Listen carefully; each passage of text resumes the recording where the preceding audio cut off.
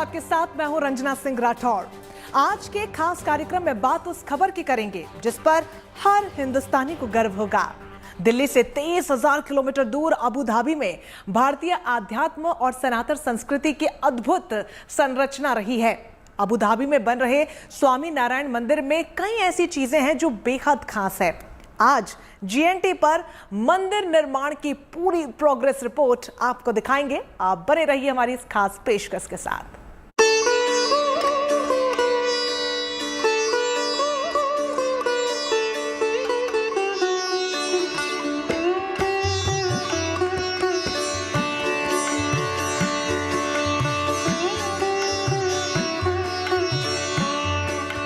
दिल्ली से 2300 किलोमीटर दूर भारत की आध्यात्मिक पहचान का निर्माण।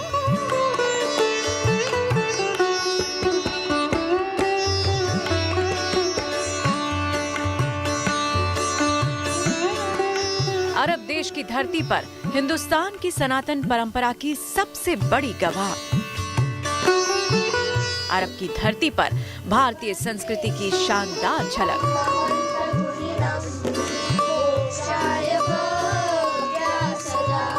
अबू धाबी में रची जा रही है भारतीय वास्तुकला की अद्भुत संरचना।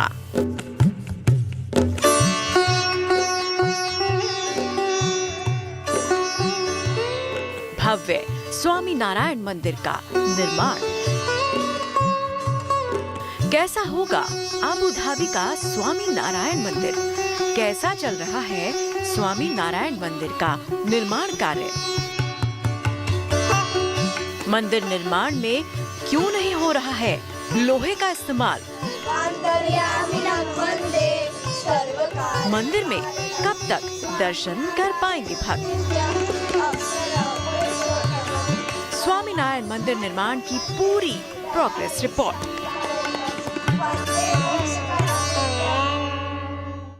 कहते हैं कि आस्था की बुनियाद जितनी गहरी होती है, मंदिरों की दीवारें उतनी ही भव्य होती हैं। दुबई के दिल में आस्था का एक ऐसा ही महातीर्थ जल्द आकार लेने वाला है। अबू धाबी की धरती पर स्वामी नारायण मंदिर की भव्यता हर दिन भव्य आकार ले रही है। बनने के बाद कैसा होगा दुबई की धरती पर आस्था का ये महातीर्थ? चलिए आपको दिखाते हैं।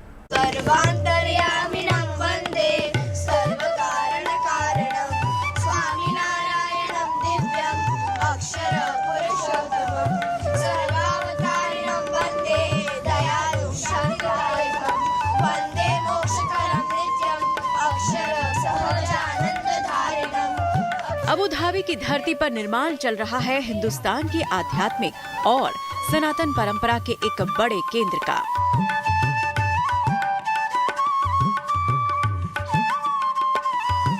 अरब की धरती पर संरचना हो रही है आस्था, भक्ति और सांस्कृतिक विरासत की।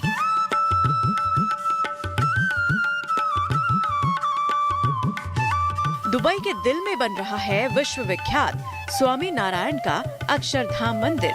BAPS स्वामी नारायण संस्था इस मंदिर का निर्माण कर रही है।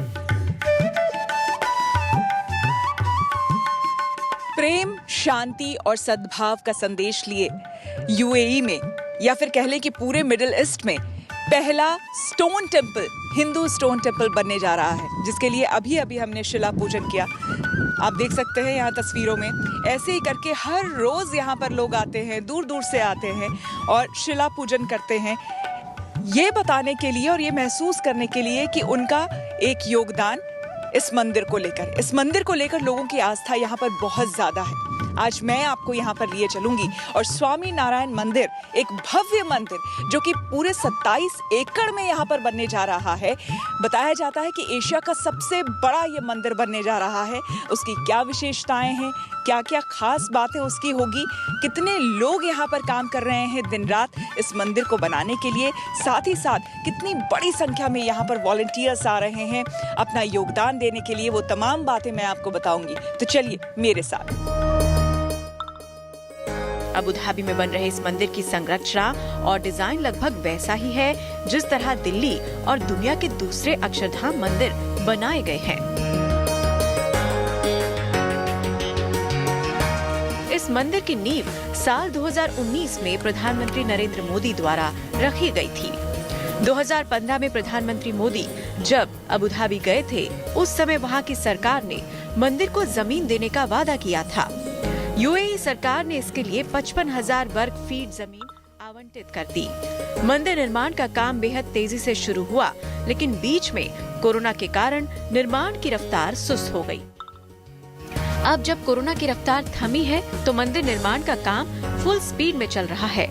मंदिर में लगाए जा रहे पत्थरों की नक्काशी देखते ही बन रही है। इस मंदिर में लगाए जा रहे पत्थरों पर हिंदुस्तानी कारीगरों का हुनर चमक रहा है।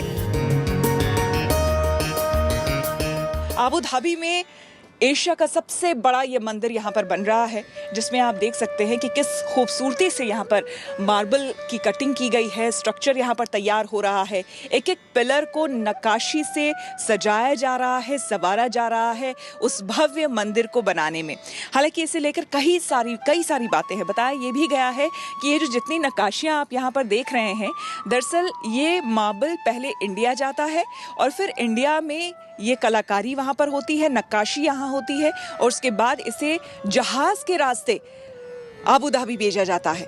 बहुत लोग इस मंदिर के निर्माण में लगे हुए हैं। हमारे साथ जुड़ रहे हैं योगी, जो कि बाय प्रोफेशन, योगी आप क्या करते हैं? मैं फिजियोथेरेपिस्ट हूँ बाय प्रोफेशन और इधर पिछले 2-3 साल से सेवा में हूँ। अच्छा। और ये जो मंदिर आप देख रहे हो, भव्य मंदिर, इसमें हम लोग 7 शिखर वाला मंदिर बन रहा है, जिसमें 7 देवी देवता और ईश्वर के मूर्तियाँ आएंगी। और अब जो ये सब कार्विंग्स देख रहे हो, ये बाहर का स्ट्रक्चर बनेगा पिंक सैंडस्टोन से और अंदर का वाइट इटालियन मार्बल से बनेगा। जो वाइट इटालियन मार्बल इटली से आता है भारत में, फिर भारत में उसकी नक्काशी की जाती है हाथ से। ये एक भी चीज़ मशीन यूज़ नहीं की गई है। यानी कि ये सारी चीज़ें हैंडमेड है? हैंडमेड है, सब हाथ से नक्काशी जाती है। हमारे राजस्थान में अराउंड 2000 वर्कर्स इसके ऊपर हाथ नक्काशी करते हैं। पहले वो लोग हाथ से डिज़ाइन ड्रॉ करते हैं। ड्रॉ करने के बाद वो लोग उसको पत्थर पे रखते हैं, फिर पत्थर पे वो लोग हाथ से नक्काशना चालू करते हैं और फिर वो पत्थर हम लोग शिप से इधर अबू धाबी में लाते हैं। और हमें ये जो मार्बल है, पिंक मार्बल, ये कहाँ का है? ये पिंक सैंडस्टोन राजस्थान का है। पिंक सैंडस्टोन है। Yes. और ये राजस्थान का? राजस्थान। और अंदर का जो इंटीरियर बनेगा वो वाइट इटालियन मार्बल का बनेगा। और वो कहाँ से आएगा? वो इटली से आता है। अच्छा, और वो इटली से कहाँ लाया जाएगा पहले? वो इटली से पहले भारत लाया जाएगा, फिर भारत में नक्काशने के बाद इधर लेके आएंगे। अच्छा, भारत में पहले आप सोचिए कि कितनी मेहनत एक तरह से हो रही है कि इटली से पहले वो भारत आएगा, भारत में नक्काशी की जाएगी और नक्काशी करने के बाद उसे शिप के जरिए यहाँ यानी कि अबू धाबी लाया जाएगा और उसके बाद इस मंदिर की वो शोभा बढ़ाएगा। मंदिर में भगवान कृष्ण, शिव और भगवान विष्णु के अवतार अयप्पा की मूर्तियां स्थापित की जाएंगी। इस मंदिर के निर्माण की वजह से न सिर्फ दोनों देशों के बीच सांस्कृतिक आदान प्रदान होगा, बल्कि दोनों देशों के रिश्ते भी मजबूत होंगे। ये भव्य मंदिर का जो सीड, जो बी हम बताते हैं, वो गुरु हरि प्रमुख स्वामी महाराज की एक प्रार्थना 1997 में कि इसकी ये प्रार्थना थी कि अबू धाबी में एक मंदिर बने, मगर कैसा बने तो 2 देशों को नज़दीक ला सके, 2 संस्कृति को नज़दीक ला सके और धर्म को भी नज़दीक ला सके। तो हम जब देखते हैं कि यूएई के भी जो रूलर्स है और the crown prince his highness Sheikh Mohammed bin Zayed Al Nahyan, and he himself is so inclusive, so generous. तो इनकी जो उदारता से उन्होंने पहले हमको 2.5 एकर्स ज़मीन दी और फिर बदल कर 5 एकड़ और देन 13.5 एकर्स जगह और उसके उपरांत जाकर अनदर 13.5 फॉर पार्किंग। सो उनकी बड़प्पन, उदारता और इंक्लूसिविटी हम देख सकते हैं। उसके ऊपर जाकर भी उन्होंने एक व्यवस्था की है। जो मंदिर का काम है तो उनके लिए भी अपने पूरे जो गवर्नमेंट के जो डिपार्टमेंट्स है, तो सिंगल 1 विंडो क्लियरेंस जब भी हम जाते हैं क्राउन प्रिंस की कोर्ट में, और उन्होंने जो अधिकारी और मिनिस्टरों को जो बात बताई है, वो सब प्रेम से मदद करते हैं। अरब की धरती पर मंदिर बनाने की पूरी योजना, इसकी शुरुआत शिलान्यास से लेकर अब तक के पूरे निर्माण कार्य को एक प्रदर्शनी के जरिए लोगों तक पहुंचाने की कोशिश हो रही है। इस प्रदर्शनी में 3D एनिमेशन की फिल्म के जरिए यहां आने वाले लोगों को इस मंदिर के निर्माण के बारे में जानकारी दी जा रही है।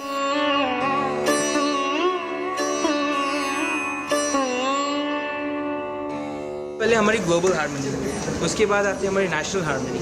तो ये देश ने हारमोनी का प्रिंसिपल कैसे एम्प्लॉय किया, तो उन्होंने पहले 2016 में मिनिस्ट्री ऑफ टॉलरेंस खोला, जिधर उन्होंने सब धर्मों को एक साथ एक्सेप्ट करना चालू किया। तो फिर धीरे धीरे उन्होंने 2017 में ब्रिज ऑफ टॉलरेंस बनाया एज ए सिंबल कि हम लोग अकेले ही नहीं, पर हम लोग साथ जुट के ये देश को आगे लेके जाएंगे। तो ये ब्रिज ऑफ टॉलरेंस फिर 2018 में जब प्राइम मिनिस्टर मोदी जो विजिट के लिए आए थे, तो उन्होंने 2018 में हमें ज़मीन दी, और वो ज़मीन के लिए हमें एक रॉयल डिक्री कि जब तक ये सूर्य चमकेगा और चांद उगेगा ये ज़मीन वीआईपी हिंदू मंदिर के लिए रहेगी। क्या बात। तो तभी उन्होंने ये हमें ज़मीन दी, और ये पूरी ज़मीन 27 एकर्स में, तो जिसमें 13.5 एकर्स में हमारा पूरा कॉम्प्लेक्स रहेगा, जो मैं आपको बात करके आऊँगा, और उसमें 13.5 एकर्स में हमारा पार्किंग लॉट वगैरह रहेगा। स्वामी नारायण के इस ऐतिहासिक मंदिर के निर्माण में महज भारत या दुबई में रहने वाले लोग ही नहीं, बल्कि पूरी दुनिया में रह रहे भारतीय सहयोग और समर्थन कर रहे हैं। जब यहाँ पर हम मंदिर पहुँचे तो कई लोग हमें मिले जो निस्वार्थ भाव से यहाँ पर आए हैं, अपना योगदान देने के लिए सेवा भाव से यहाँ पहुँचे हैं। ऐसे ही एक शख्स से हम मिले जिनका नाम है परेश रोघानी। यूँ तो ये गुजरात के रहने वाले हैं, इनसे पता चला, लेकिन यूके सेटल्ड हैं, यूके में ये रहते हैं। परेश भाई ये बताइए, आप यूके रहते हैं, यूके से Abu Dhabi? Yes, it's all labor of love. And this is where I got my inspiration, because I stayed with the founder, Pramukh Swami Maharaj. I saw his life. His life was his message. And his mantra has always been, in the joy of others lies our own. So I thought, I asked my mother that why don't I go? And I'm getting great enthusiasm, energy, seeing all the volunteers here. You know, no big CEO can execute such plans, and I think we are the history in the making here. So it's really motivated from London, or maybe from the universe, I would come here because this is very historic. तो आपको इनकी बातों को सुनकर आपको लगा होगा कि कैसे निस्वार्थ भाव से यहाँ पर लोग, चाहे आप कितने भी बिजी क्यों ना हो, क्योंकि अक्सर अमूमन हम मेट्रोज में देखते हैं कि हमारे पास वक्त नहीं रहता है, वक्त की कमी की बातें हम अक्सर करते हैं, लेकिन आप यहाँ पर जब आएंगे तो यहाँ पर देखेंगे कि इस संस्थान से इतने लोग जुड़े हुए हैं। कोई डॉक्टर है, कोई प्रोफेसर है, कोई टीचिंग लाइन में है, कोई सीए है, उसके बावजूद अपने काम से समय निकाल कर यहाँ पर आता है और निस्वार्थ भाव से वो यहाँ पर सेवा कार्य करता है। आगे आपको बताएंगे कि अबू धाबी की धरती पर बन रहे इस भव्य और दिव्य मंदिर की और क्या खासियतें हैं। Shweta Jha, Abu Dhabi, good news today.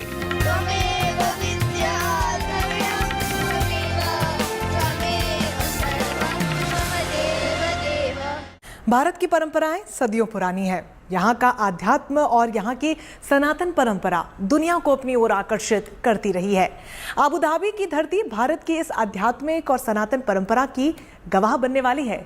कैसे अबू धाबी में बन रहा है स्वामी नारायण मंदिर दुबई और भारत के रिश्तों के तार जोड़ेगा, चलिए आपको दिखाते हैं।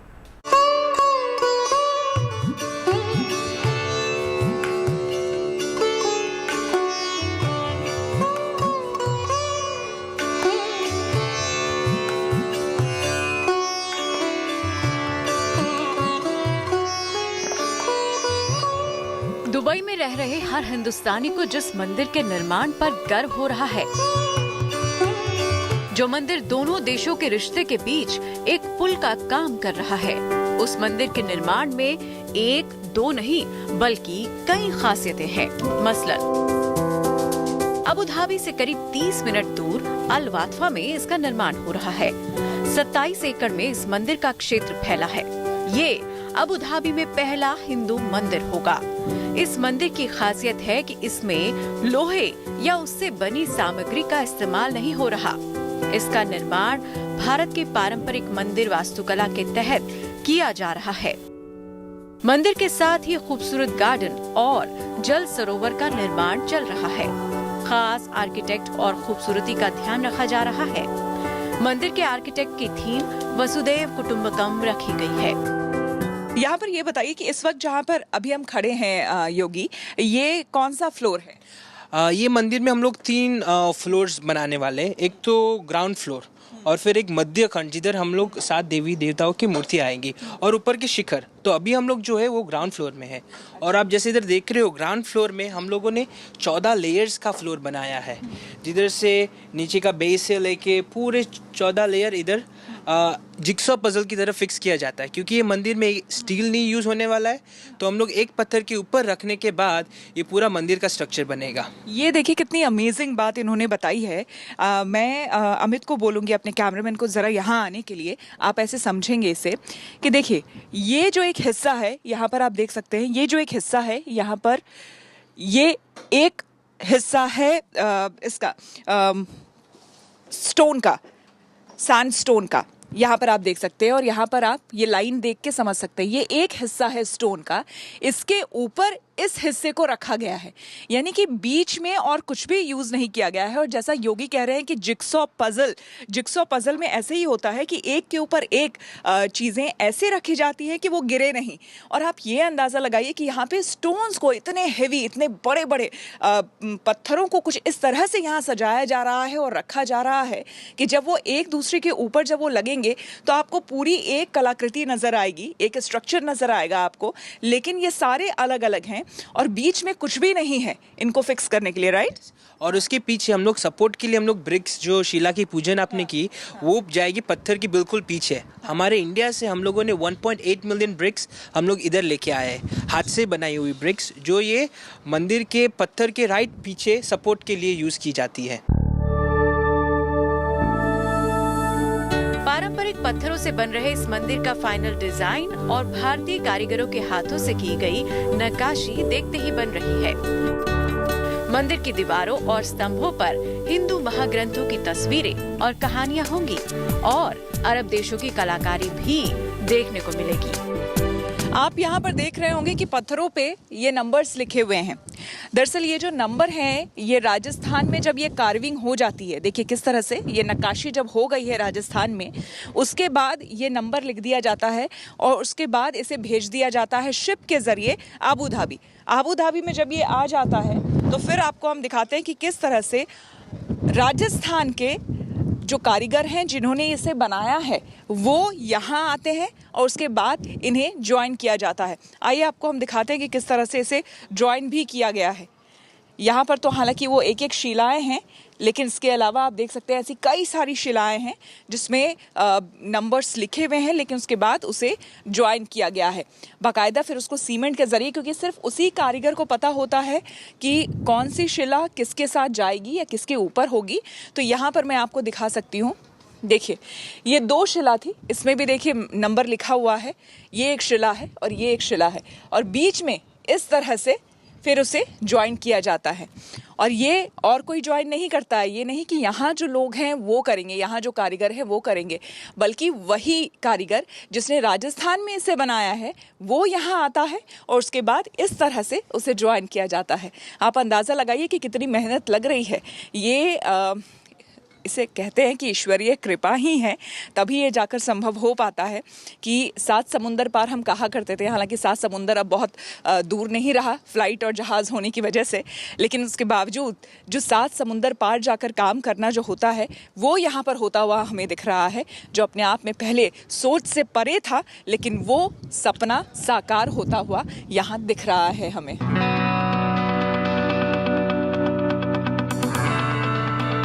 मंदिर की दीवारों पर हाथियों को मालाओं के साथ उकेरा गया है। इसके अलावा मोर और मानवीय आकृतियों को भी शिल्प के जरिए जीवित किया गया है। हाथों से तराशे गए इन पत्थरों में भारत की समृद्ध संस्कृति और इतिहास की झलक उकेरी गई है। साथ अरब प्रतीक भी नजर आते हैं। मंदिर के लिए तराशे गए पत्थरों पर अरब देश की संस्कृति के प्रतीक ऊंट की नक्काशी की गई है।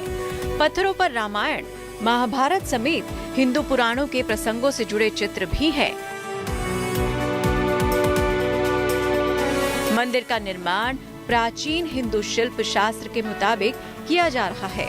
अबू धाबी में इस भव्य मंदिर के निर्माण से जुड़े लोगों का कहना है कि इस मंदिर का निर्माण पूरी दुनिया को वसुधैव कुटुंबकम का संदेश देता है। ये जो पूरा मंदिर है, क्योंकि अपने आप में देखिए इस्लामिक कंट्री और इस्लामिक कंट्री में इतना बड़ा मंदिर का बनना, ये अपने आप में बहुत बड़ी बात है। तो किस तरह से यहाँ पर इतनी बड़ी ज़मीन दी गई, 27 एकड़ में ये मंदिर बन रहा है, बहुत बड़ी बात है। तो देखिए, एक तो ये देश की भावना है, एक टॉलरेंस की लेवल कि जब ये देश ने हमें ये ज़मीन दी, हमारे प्राइम मिनिस्टर श्री नरेंद्र भाई मोदी के हेल्प से ये सब कुछ हुआ है। और उन्होंने भी जो हमें इधर ये मंदिर को इधर स्थान देकर एक दुनिया को एक मैसेज ऐसे दिया है कि एक टॉलरेंस, कि हम सब लोग एक है, एक हार्मनी का मैसेज ये दुनिया में उन्होंने फैलाया है। तो ये स्ट्रक्चर इसको रिप्रेजेंट करते हुए ये आगे ये मंदिर हज़ारों साल तक रहेगा। तो ये मैसेज हज़ारों साल तक ये दुनिया में, यानी कि जब तक सूरज और चांद रहेगा तब तक ये मंदिर भी रहेगा। हाँ जी। इस मंदिर के साथ और किन किन चीजों का निर्माण अबू धाबी में होगा, आपको बताते हैं। मंदिर के साथ एक बड़ा विजिटर सेंटर बन रहा है। मंदिर में प्रार्थना हॉल का निर्माण चल रहा है। इसके साथ ही एक प्रदर्शनी कक्ष भी बनाया जा रहा है। इतना ही नहीं, मंदिर के साथ प्रशिक्षण क्षेत्र, ट्रेनिंग एरिया बनाया जा रहा है। बच्चों और युवाओं के लिए स्पोर्ट्स एरिया का भी निर्माण तेजी से चल रहा है। मंदिर के साथ थीमेटिक गार्डन बनाया जा रहा है। मंदिर में दर्शन और घूमने आने वाले श्रद्धालुओं के लिए फूड कोर्ट का निर्माण हो रहा है। मंदिर निर्माण के लिए भारत में 3000 कारीगर दिन रात काम में लगे हैं, जो 5000 टन इटालियन मार्बल से नक्काशीदार चिन्ह और मूर्तियां बना रहे हैं। मंदिर निर्माण में पर्यावरण का भी ध्यान रखा गया है। नींव में बांस और ग्लास का ज्यादा इस्तेमाल किया गया है। मंदिर निर्माण में जुटे लोगों का लक्ष्य है आने वाले 2 साल में मंदिर का निर्माण पूरा कर लिया जाए, यानी 2024 में इस मंदिर को आम लोगों के लिए खोल दिया जाए। विश्व की एक अनोखी और अद्भुत कलाकृति बन रही है और जल्द ही बनकर तैयार भी हो जाएगी। लक्ष्य है 2 साल का। 2 साल बाद पूरी तरह से ये मंदिर बनकर तैयार हो जाएगा। इसके बारे में अगर आपको बताएं तो बताया जाता है कि इस मंदिर में इसकी जो नींव पड़ी है उसे पूरी तरह से ग्रीन, चूंकि इस बात को ध्यान रखते हुए कि इसमें ज़्यादा पर्यावरण का नुकसान ना हो, तो बैम्बू और ग्लास को इसकी नींव में रखा गया है। और साथ ही साथ आपको हम बता दें कि यहाँ पर एक बहुत बड़ी पार्किंग बन रही है। अगर हम कैमरा में से दिखाना चाहें तो उस तरफ आप देख सकते हैं कि एकर्स में वो भी जो एरिया है, पार्किंग का पूरा एरिया है जो बाहर एकर्स में बनकर तैयार होगा। और मंदिर के अंदर आपको हम बता दें कि मंदिर के अंदर न सिर्फ मंदिर बल्कि इसे इस तरह से लेकर चला जा रहा है कि इसके अंदर एक कम्युनिटी हॉल होगा, साथ ही साथ स्कूल भी होंगे। ये सुनकर आपको आश्चर्य होगा। क्लासरूम्स यहाँ पर बनाए जाएंगे उन बच्चों के लिए जो अंडर प्रिविलेज्ड हैं, चाहे वो हिंदू हों या फिर वो किसी भी धर्म से जुड़े हुए हों, वो बच्चे आकर, या फिर जो कारीगर जो काम यहाँ पर करते हैं उनके बच्चे यहाँ पर आकर पढ़ सकते हैं। कम्युनिटी हॉल होगा, रेस्टोरेंट होगा, तो तमाम तरह की सुविधाएं भी यहाँ पर होगी। जो विजिटर्स आएंगे, जो लोग स्वामीनारायण को मानते हैं, संस्था को मानते हैं, उनसे जुड़े लोग, जितने भी लोग आएंगे उनके लिए भी तमाम तरह के व्यवस्था यहाँ पर करने का इनका विचार है। और साथ ही साथ ये भी बताया जा रहा है कि यहाँ पर, जैसे आपने बनारस में देखा होगा या फिर हरिद्वार में देखा होगा, गंगा घाट पर किस तरह से वो महाआरती होती है, तो उस महाआरती के लिए भी यहाँ पर, हालांकि चूंकि ये पूरा रेगिस्तान ही है हर जगह जहाँ भी आप नज़र डालें, लेकिन यहाँ पर पूरी कोशिश की जा रही है कि यहाँ पर गंगा के घाट की तरह एक घाट बनाया जाएगा जो कि बहुत भव्य होगा अपने आप में। और उस घाट पर आर्टिफिशियल कह लीजिए कि गंगा, यमुना और सरस्वती तीनों को वहाँ पर, तीनों के पानी को वहाँ पर लाया जाएगा और यहाँ पर एक भव्य आरती का भी इंतज़ाम किया जाएगा, ताकि वो लोग जो अपने देश से दूर हैं, जो विदेश में हैं, जो कोसों मील दूर हैं और यहाँ पर आ रहे हैं पूजन अर्चन के लिए, तो उन्हें भी ऐसा महसूस हो यहाँ पर कि वो यहाँ बैठकर भी माँ गंगा की, माँ यमुना और सरस्वती की उस भव्य आरती को कर पा रहे हैं। Shweta Jha, Abu Dhabi, good news today.